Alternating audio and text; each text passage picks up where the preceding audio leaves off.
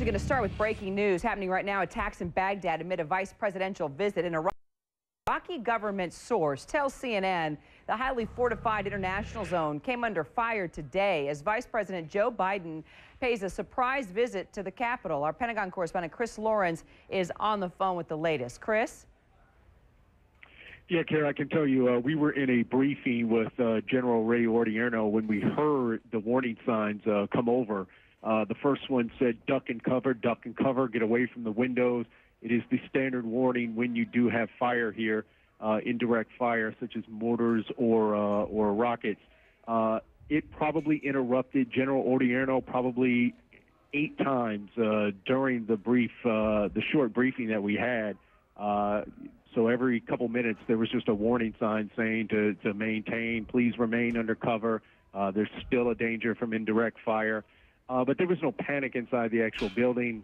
General Odierno would just pause. He would wait for the warnings to stop and then continue. And we spoke also with U.S.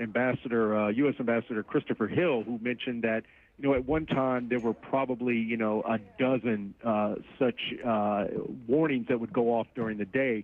He said they've greatly decreased and that this one happening at that particular point was somewhat unusual. So, Chris, what about the vice president? When this happened, what exactly was the protocol with regard to his safety? We really are not at liberty to talk too much about that because you don't want to really report on a vice president's movements. I can tell you he was not in the building, but where he was and what he's doing is not something we really want to disclose. I got the feeling just from being in there with General Odierno that no one felt an immediate sense of danger. There was no panic. And like I said, our briefing continued. He would pause and then continue the briefing. Got it. Chris Lawrence there live for us from Baghdad. Chris, keep us updated. Meanwhile, President Obama is in between speeches this hour.